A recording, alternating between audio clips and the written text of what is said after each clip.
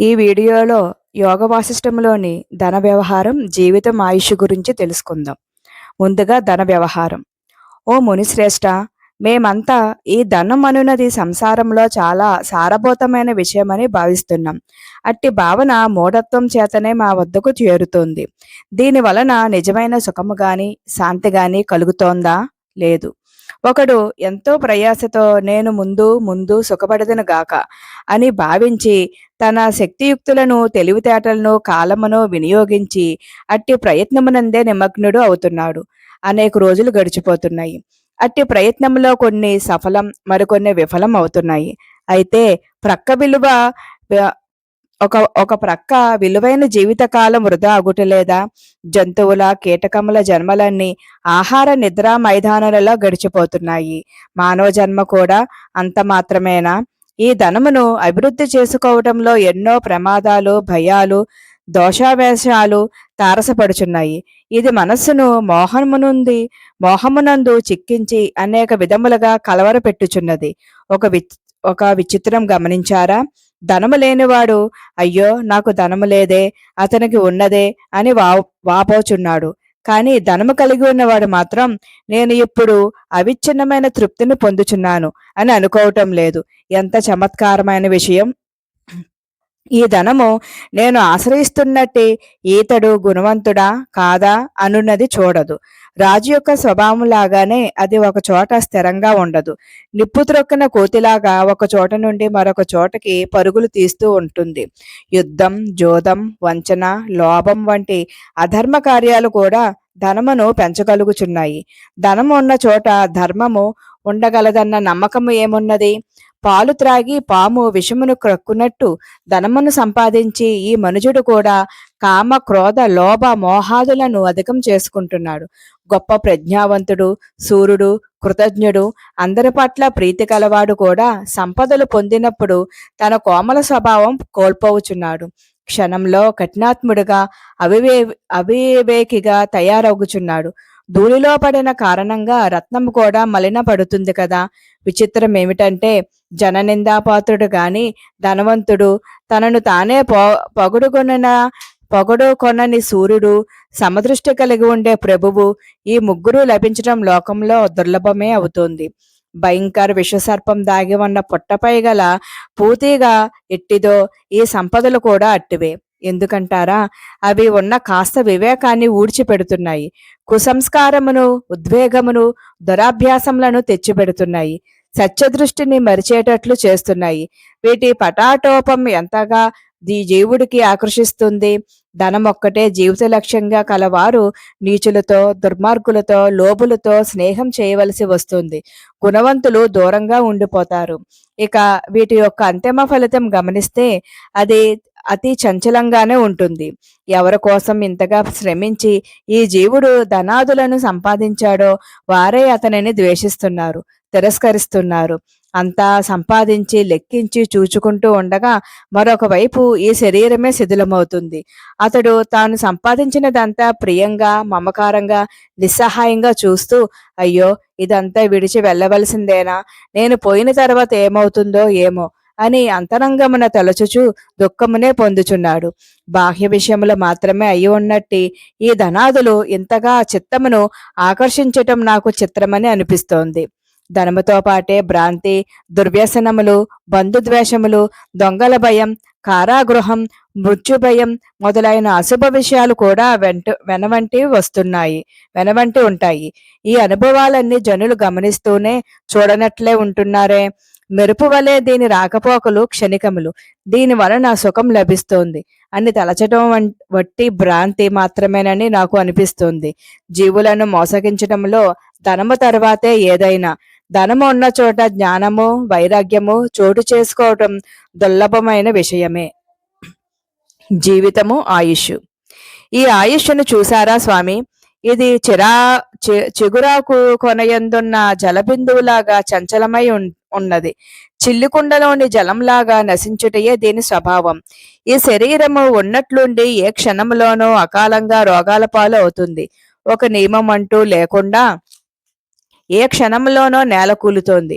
మునీశ్వర, ఇంద్రియ విషయములనే సర్పములకు ఆలవాలమైన చిత్తము గలవారికి ఆయుష్ శ్రమనే కలుగచేస్తుందని నాకు అనిపిస్తోంది. ఆత్మజ్ఞానం పొందిన వారికి మాత్రమే అది ప్రయోజనకరం. ఎందుకంటారా? ఒకవైపు ఇంద్రియ శక్తులను ఇంద్రియ విషయములే బలహీనపరుస్తుంటే బ్రతుకు త్వరగా ఆయాసకరం కావటంలో ఆశ్చర్యమేమున్నది? మేము ఇంద్రియ దృష్టిని మాత్రమే కలిగి ఉంటున్నాం. అందుకే మా ఆయుష్ నిష్ప్రయోజనం అయిపోయింది.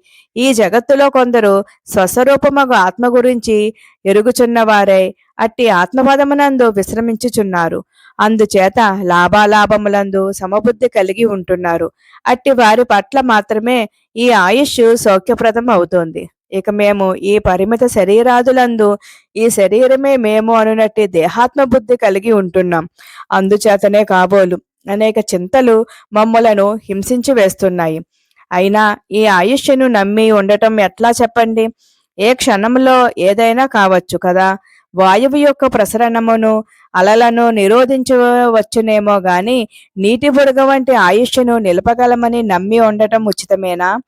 ఇది అతి చంచలమైనది కాదా? అందుకే జ్ఞానులు దీనిని తరంగము వలె, చమురు లేని దీపం వలె త్వరలో నశించిపోయేదానిలాగానే చూస్తారు.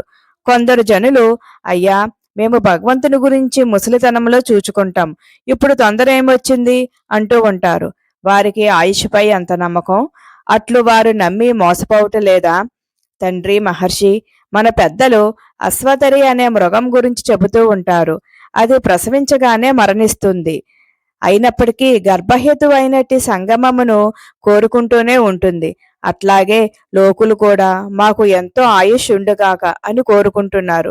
కానీ మూఢత్వం ఆశ్రయించి చిత్త ప్రశాంతతను కోల్పోయిన తరువాత దీర్ఘాయుష్యు ఉండి మాత్రం ప్రయోజనమేమున్నది? జీవించి ఉన్నందుకు ప్రయోజనంగా సర్వవిధ దుఃఖ రహితమగు పరమానంద రూపమైనట్టి బ్రహ్మవస్తువు సాధించాలి. అఖండానందము పరమశాంతి నిలయము అయిన ఆత్మను పొందినప్పుడే జీవితము సార్థకమవుతుంది. తరవోపి జీవంతి జీవంతి మృగపక్షిణ సజీవతి మనోయస్య మననేన నజీవతి. వృక్షాలు, మృగాలు, పక్షులు కూడా జీవిస్తున్నాయి. కానీ ఏం లాభం? ఎవనికైతే ఈ దృశ్య సంకల్పం యొక్క మననము క్షీణిస్తుందో అట్టి మనస్సు కలవాడే వాస్తవమైన జీవితమును అనుభవిస్తున్నాడని నా అభిప్రాయం. ఈ జీవితము పట్ల, ఈ కనబడే దృశ్య వ్యవహారము పట్ల సరైన అవగాహన కలిగి ఉండాలి. సత్యదృష్టిని అవలంబించి వాసనను త్యజించివేయాలి. తత్వబోధ పొంది ధన్యులు కావాలి. అట్టి వారి విషయంలో మాత్రమే ఆయుష్ ధన్యత చెందుతుంది. ఇక తక్కిన వారి విషయం ఏమి చెప్పమంటారు? వారు ముసలి గాడిదల వలె ధనాధార శాస్త్రాది విషయాలను మూలుగుతూ మోస్తున్నారు. శాస్త్రజ్ఞానం కూడా కామము మొదలైన రోగములచే పీడింపబడే వారికి, దృశ్య విషయముల పట్ల అనురాగం పెంచుకున్న వారికి భారముగానే పరిణమిస్తుంది. కనుక జ్ఞానం సంపాదించుకోవాలి అని అనుకునేవారు ముందు కామాదులను జయించాలి. పెద్ద బరువు మోసేవాడు ఆ బరువును దించుకుంటేనే సుఖిస్తాడు కదా. చిత్తశాంతి లేని వారికి ఆ చిత్తమే పెను భారం అవుతోంది. ఈ చిత్తము అనుక్షణము అనేక సంకల్పములను ఆహ్వానించి కలత చెందుతుంది. అయితే కొందరు మాత్రం ఇది ఆత్మ, ఇది అనాత్మ అని ఎరిగిన వారే శరీర అభిమానం త్యజించి వేస్తున్నారు. ఈ శరీరమును కూడా ఇతర దృశ్య పదార్థముల వలె ఒకానొక బాహ్యమైన వస్తువు వలె చూస్తున్నారు. వారి బుద్ధి నిర్మలం కాగా మనస్సుకు స్వస్థత చేకూరుతోంది. మనోస్వస్థత లేని చోట అందమైన రూపం, శరీర పుష్టి, లౌకికమైన తెలివితేటలు, దీర్ఘాయుష్యు, శాస్త్రజ్ఞానం, సంకల్ప సామర్థ్యం, గొప్ప జ్ఞానశక్తి ఇవన్నీ నిష్ప్రయోజనములే అవుతున్నాయి. పెను భారముగా పరిణమించి అనేక దుఃఖములను ప్రోగు చేసి పెడుతున్నాయి. అయితే మేము యవ్వన గర్వాతిరేక చేత ఇదంతా గుర్తించలేకున్నాము. ఏవేవైతే చూచుకొని మేము ఇంతటి వారము కదా అని అనుకుంటున్నామో అవన్నీ మా వెంటే ఉంటున్నాయా? లేదు. కొద్ది కాలంలో మా మానగర్వాలన్నీ నేలరాచి మమ్ములను విడిచిపెడుతూ ఉన్నాయి. ఈ ఆయుష్ సిద్ధమైన సుఖం గాని, సారభూతమైన అంశము గాని కలిగి ఉండనప్పుడు ఇది గుణహీనమై వ్యర్థమే అవుతుంది కదా. పిల్లి ఎలుకను ప్రియంగా చూచినట్లు ఒక ప్రక్క మృత్యువు ప్రాణిని మృంగివేయటానికి మహా అభిలాషతో నిరంతరం చూచుచూ ఉన్నది. ఈ విషయము జీవులు ఎట్లా మరచుచున్నారో నాకు అర్థం కావటం లేదు. రోగాలు శరీరాన్ని డొల్ల చేస్తున్నాయి. వార్ధక్యం నక్కలాగా కాచుకు కూర్చున్నది. జరామరణాలు ప్రియమిత్రుల వలె కరచాలనం చేసుకోవటానికి ఉత్సాహపడుతున్నాయి. ఇదంతా ఇట్లుండగా అనేకులు ఇదంతా గమనించకుండా తీరికగా కూర్చుని వర్తమానం వ్యర్థం చేసుకుంటున్నారు.